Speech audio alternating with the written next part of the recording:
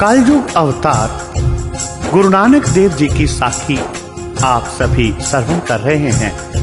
भक्तजनों, गुरु नानक देव जी संसार के लोगों का उद्धार करते करते पहुंच चुके हैं राजा कंवल नैन के राज्य में। जहां वह रास्ते में विश्राम करते, वहां कई कई दिन समाधि में रहते।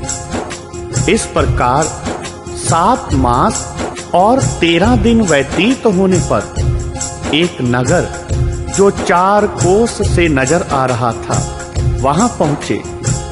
तब मर्दाना बोला, महाराज, आप किसी नगर में भी जाएंगे या इसी प्रकार जंगलों में ही भटकना है? गुरु जी ने हंसकर कहा, क्या भूख लग रही है? मर्दाना बोला, यदि भूख लगेगी तो क्या हमारे आगे किसी ने भोजन रख जाना है?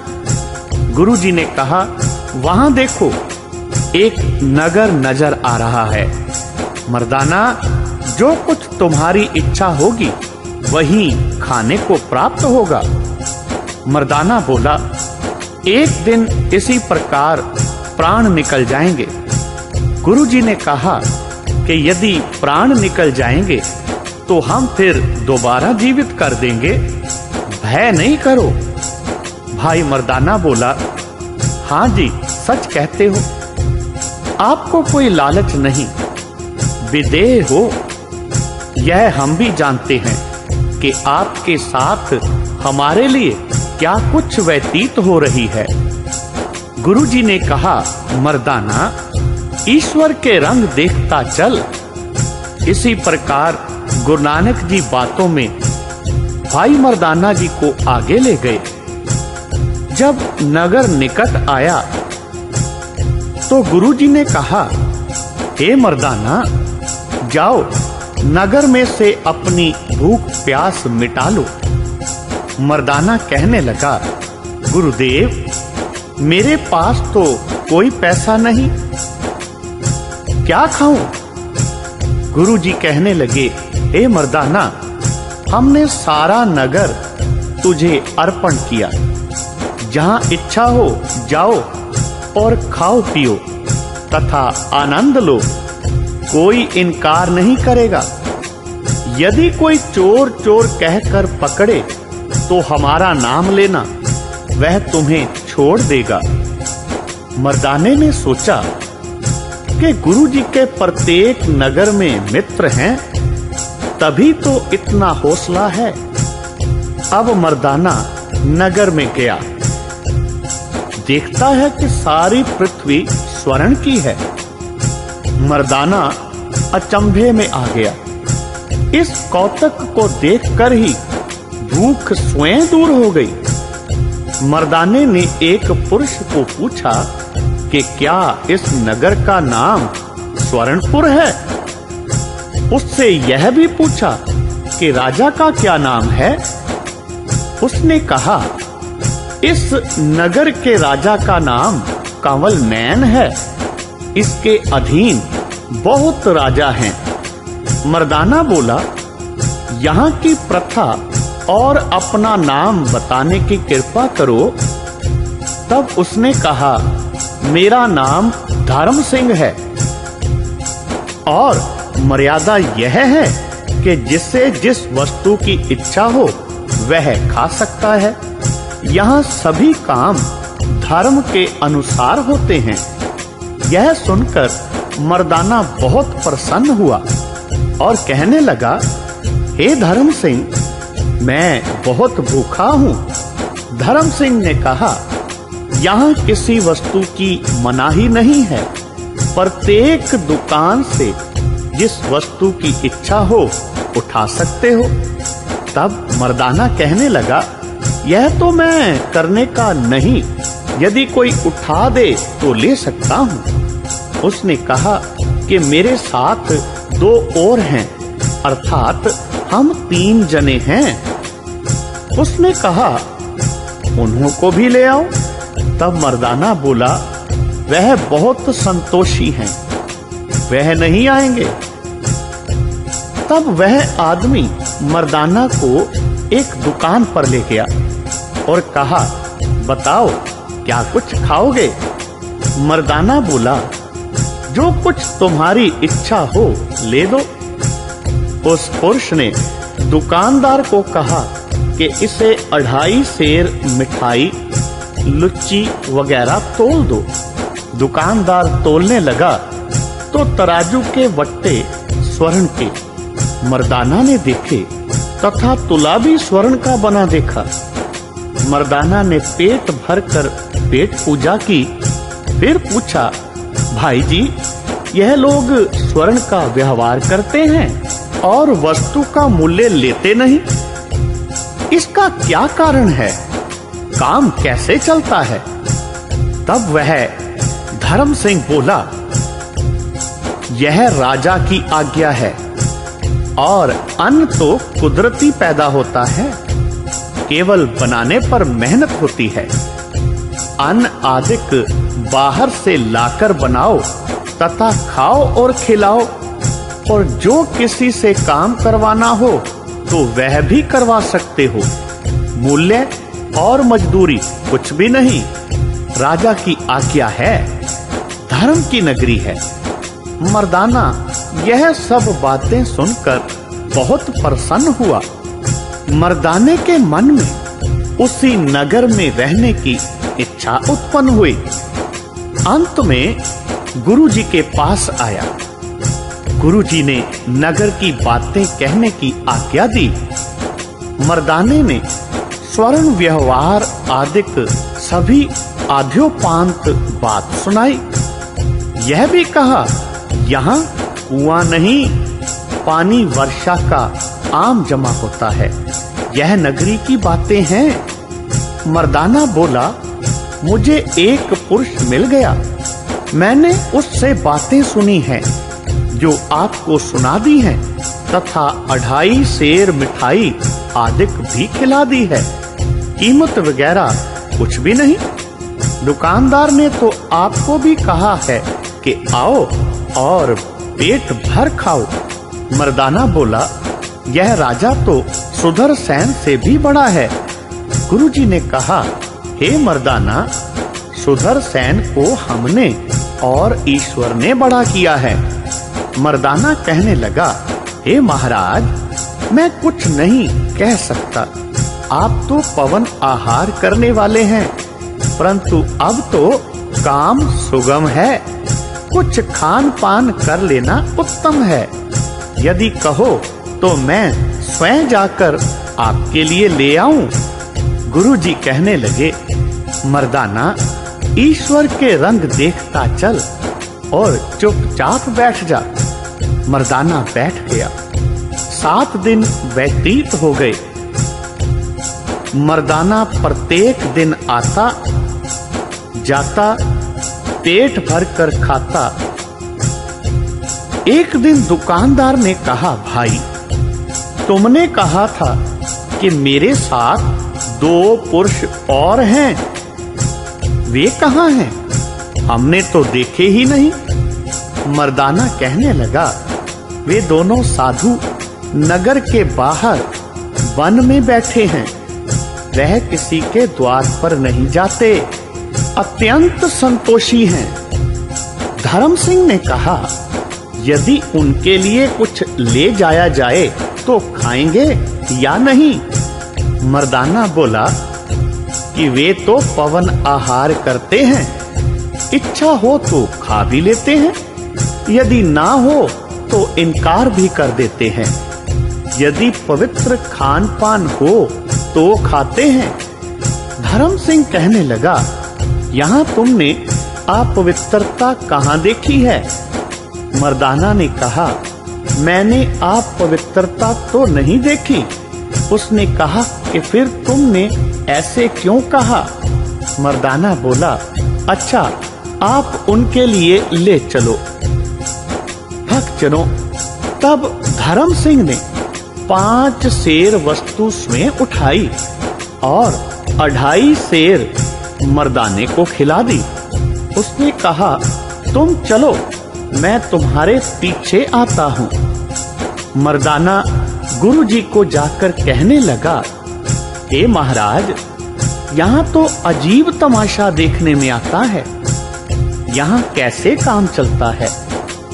गुरु जी कहने लगे, धर्म नगरी है, यहाँ पाप नहीं, यहाँ सत्य और संतोष वर्तमान है। यहाँ तुर्कों का वास नहीं, यहाँ तुर्क को कोई भी नहीं जानता। धर्म का कर्तव्य जो कहा जाता है वह यहाँ ही है। गुरु जी की बात सुनकर मर्दाना बोला, हे महाराज, इसी नगर में निवास करना उत्तम है।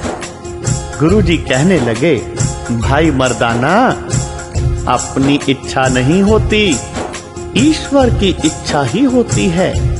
जहाँ उसकी इच्छा है वहीं निवास होगा।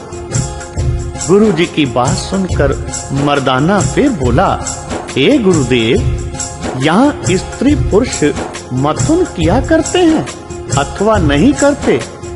गुरु जी ने कहा, यहाँ दृष्टि भोग होता है, इसलिए यहाँ धर्म का वर्ताव है। जहाँ मैथुन है वहाँ ये पद्धति मिट जाती है। मर्दाना कहने लगा, यह तो आपने अचंभे की बात सुना दी। गुरु जी फरमाने लगे, हे मर्दाना, ईश्वर की माया विचित्र है, उसमें परेशान होने की कोई बात नहीं। वह परमात्मा बेअंत है, उसी की लीला अपार है और स्वयं भी वह अपार है। मर्दाना कहने लगा, गुरु जी, इस राज्य की सीमा कहाँ तक है? गुरु जी ने बताया, बहुत दूर तक है। जहाँ से चले थे वहाँ तक। वह जो ऊंचा पहाड़ है उससे दूर तक सारी धरती स्वर्ण की है। वो पहाड़ जो दिख रहे हैं वह भी स्वर्ण के हैं। इस राजा के राज्य का विस्तार 7000 योजन है। इतना बड़ा राज्य कलयुग में और कोई भी नहीं है। इसके बाद गुरु जी ने समाधि लगा ली। फिर धर्म सिंह ने आकर कहा कि गुरु जी की क्या आज्ञा है तथा इनकी उत्थान अवस्था किस शब्द के उच्चारण से होती है। बताने से जब करतार करतार की ध्वनि की गई तब गुरु जी की उत्थान अवस्था हुई। तब धर्म सिंह ने कहा, आपके लिए प्रसाद लाया हूँ। गुरु जी कहने लगे, हे सज्जन, आपका नाम क्या है? धर्म सिंह बोला, श्रीमान, मेरा नाम धर्म सिंह है और यहाँ किसी की जात पूछने की आवश्यकता नहीं, क्योंकि यहाँ का प्रत्येक रहने वाला एक ही वर्ण का है और सबसे बड़ा वह एक ही परमात्मा है। तब गुरु जी ने कहा, यहाँ का राजा कौन है? धर्म सिंह कहने लगा, यहाँ के राजा का नाम कंवल नैन है। धर्म सिंह की बात सुनकर गुरु जी ने फिर फरमाया, वह तो बड़ा है। उसने कहा, उसके सिर पर छत्र तो परमात्मा ने ही दिया है। राजा होते हुए भी वह किसी से प्रणाम करवाना नहीं चाहता। वैसे तो 17 राजे इसके नीचे हैं, परंतु यह किसी को अधीन नहीं मानता। सभी परमात्मा के पुत्र जानकर समान व्यवहार करता है। गुरुजी ने मन में सोचा कि हमने तो सुदर्शन को इसके ऊपर किया है, अब देखना है कि परमात्मा को क्या स्वीकार होता है। गुरुजी की यह विचार हुई। इतने में धर्म सिंह कहने लगा, गुरुजी कृपा करें, आप भोजन कर लें। गुरुजी फरमाने लगे, हम भोजन करने को तैयार नहीं, धर्म सिंह ने फिर कहा, आपने क्या दोष देखा है जो भोजन नहीं करते? गुरुजी कहने लगे, भोजन में तो कोई दोष नहीं, परंतु राजा में दोष है। तब धर्म सिंह ने कहा, आप राजा पर क्या दोष लगाते हैं? राजा तो धर्मात्मा है। अपितु यदि कोई दोष आपने देखा है तो हमें बताने की कृपा करो। गुरुजी कहने लगे, जिसमें दोष होता वही जानता है, दूसरा नहीं जान सकता। गुरुजी ने कहा, पुरुष सर्वभक्षी है। तब धर्म सिंह ने कहा कि यह निवारण कैसे हो? गुरुजी कहने लगे, तुम राजा को खबर दोगे और राजा हमसे पूछेगा, तब हम भोजन खाएंगे। गुरुजी ने राजा को दोष लगाया। धर्म सिंह को हैरानी हुई। तब धर्म सिंह ने कहा, राजा जी के पास जाकर, हे राजन, आपके नगर में 3 साधु आए हैं। उनमें से एक तो नगर में आकर खान पान कर लेता है, परंतु 2 नहीं आते। मैं उनके लिए भोजन लेकर गया, परंतु वे खाते ही नहीं। हमने कहा, हे संत जनों, धर्मपुरी का पवित्र आहार आप क्यों नहीं खाते तथा दोष लगाते हो? उनमें एक महंत है, उसने कहा कि राजा में दोष है। जब मैंने पूछा तो उस महंत ने कहा, जिसमें दोष होता है वही जानता और वही मानता है। मैं हैरान हूँ। राजा धर्म सिंह की बात सुन के कहने लगा, धर्म सिंह, तुम ही हमारा दोष विचारो। उन्होंने कौन सा दोष लगाया है? धर्म सिंह ने कहा, आप ही चलकर उन्हें पूछो। धर्म सिंह की बात सुनकर राजा कंवल नयन घोड़े पर सवार होकर चला। राजा ने मन में सोचा कि मेरे यहाँ भोजन की तो कमी नहीं, यदि मैं लेकर जाऊं और उन्होंने स्वीकार ना किया तो भी ठीक नहीं। अब मुझे खाली हाथ ही जाना योग्य है। यह कहकर राजा और धर्म सिंह वहां पर पहुंचे जहां श्री गुरु नानक देव जी और बालाजी भाई मर्दाने के साथ विराजमान थे। भाई मर्दाना जी रबाब बजा रहे थे। गुरुजी और भाई बालाजी ईश्वरीय मस्ती में बैठे हुए थे। राजा घोड़े से उतरा। तीनों में से राजा के आने की किसी को भी खबर ना हुई। तब राजा ने धर्म सिंह से पूछा, इनका संबोधन क्या है? हम इन्हें क्या कहकर पुकारें? धर्म सिंह ने कहा, यह पूर्ण संत हैं। राजे ने कहा, मैं कैसे जानूं? तो धर्म सिंह कहने लगा, आप इनको कहो सत्य करतार, सत्य करतार। अब राजा ने करतार करतार का शब्द कहा। तब श्री गुरु नानक देव जी की उत्थान अवस्था हुई। गुरुजी ने सत्य करतार की ध्वनि की। राजा ने बैठकर कहा, हे महंत जी, आपने हमारा भोजन त्याग कर हमें दोष लगाया है। आप दोष बताओ तथा उस दोष को दूर भी करने की कृपा करो। गुरुजी कहने लगे, हे राजन, तुमको यह दोष लगा है कि तुम कहते हो सभी कुछ परमात्मा के लिए है। ऐसे एक हम भी उसी के लिए हैं। यदि तुम्हें यह निश्चय है तो दूसरे से इनको मनवाना चाहते हो? राजा ने कहा, हम किसी से ईन नहीं मनवाते, ये लोग जो ईन मानते हैं स्वयं मानते हैं, हमारी ओर से अभी कोई आग्रह नहीं। गुरुजी कहने लगे, सुन राजा, हमने तुम सबके ऊपर सुदर्शन को किया है, अन्य राजा उसकी प्रजा है। आपके मन में जो कुछ हो कहो। तब राजा कंवलनयन कहने लगा, यहाँ तो धर्म कुशल है, आपकी आज्ञा शिरोधार्य है, परंतु आप हमारा दोष तो दूर करो। गुरुजी ने फरमाया, हे राजन, आपका दोष दूर करने के लिए हम हजारों कोस की दूरी से आ रहे हैं। राजन, आप हमें नहीं जानते, परंतु हम तो आपको जानते हैं।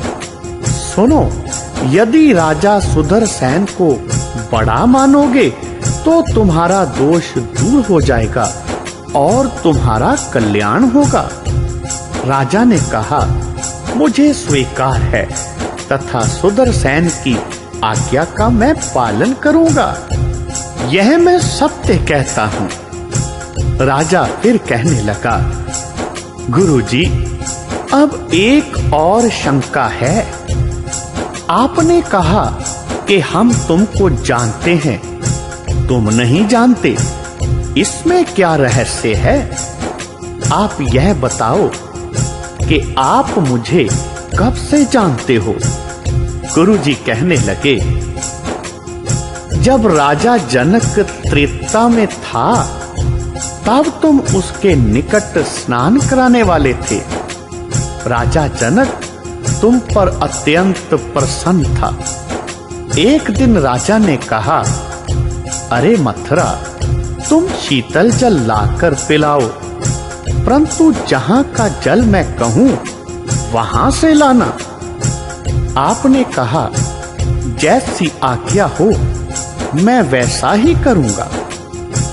राजा जनक ने आपको कहा, हिमालय से जल लाओ। तुम जल लेने गए, उस समय तुम्हारे मन में आया कि काश हम राजा होते तो हमारा भी हुक्म इसी प्रकार चलता। तब आपने राजा को जल ला कर दिया। राजा बहुत प्रसन्न हुआ। राजा ने कहा, मथुरा, कुछ मांगो। तो आपने कहा, मैं कुछ नहीं मांगता। राजा जनक सब कुछ जानने वाला था। उसने कहा, मथुरा, तुम तो पहले ही मांग चुके हो, अब क्यों इनकार करते हो? जो तुमने मांगा है वह हमने दे दिया। फिर तुमने कहा, मैंने तो कुछ नहीं मांगा। राजा जनक कहने लगा, सुनो मथुरा, जब तुम जल लेने गए थे तो मन में कहा था कि यदि हम राजा होते तो हमारा भी हुक्म चलता। बस हमने तो तुमको राज्य दे दिया और कहा कि तुम हमसे अधिक राज्य के स्वामी बनोगे। गुरुजी ने यह सारी बात बताई और फरमाने लगे, हे राजा कंवलनयन, हम तब से तुम्हें जानते हैं, तब से हमारी तुम्हारी पहचान है।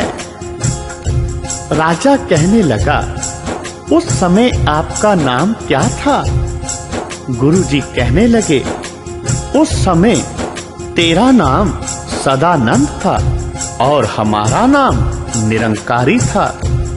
तब राजा बोला कि तुम वही निरंकारी हो, और अब आपका नाम क्या है? गुरुजी कहने लगे, अब हमारा नाम नानक निरंकारी है। यह सुनकर राजा ने गुरुजी की परिक्रमा करके अपना शीश गुरुजी के चरणों पर रख दिया और कहा, हे गुरुदेव, आप धन्य हो, धन्य हो। मैं आपके चरणों का सेवक हूँ। आपने मुझ पर अनुग्रह किया है, जो यहाँ पधार कर दर्शन दिए। आपने मुझे कृत्य किया। मेरी सभी कामनाएं पूर्ण हो गई हैं। यह कहकर फिर चरणों पर गिर गया। गुरुजी ने राजन को उठाया। राजा कहने लगा, हे महाराज, आप मेरे मंदिर को पवित्र करो। गुरुजी कहने लगे, हे राजन, तुमको मंदिर शोभा देते हैं और हम उद्यान में ही प्रसन्न हैं। तब राजा कहने लगा, यह राज्य आपकी ही देन है। अब आप राज्य करो तथा हम आपकी सेवा करेंगे। गुरुजी कहने लगे, राजन, जैसे तुम राज्य में गलतान हो, वैसे हमारा एक मर्दाना नाम का निरासी है। वह अपनी राग की तान में मस्त है। इस मर्दाने को यह भी सुध नहीं कि कौन यहाँ आया था, क्या हुआ है। राजा कहने लगा, अब आप मेरा दोष दूर करो और मंदिर में चलो। तब गुरुजी ने उसके गृह में जाना स्वीकार कर लिया। फिर गुरुजी भाई बाले और मर्दाने को साथ लेकर राजा के मंदिर में गए। गुरुजी ने सारी नगरी धर्मात्मा देखी।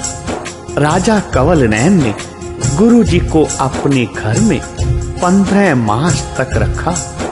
जब गुरुजी ने वहां से प्रस्थान किया, तब राजा ने कहा, हे महाराज, यह राज्य अब आप कृपा करके अपने कर कमलों से ही किसी के सुपुर्द कर दे, उत्तम रहेगा।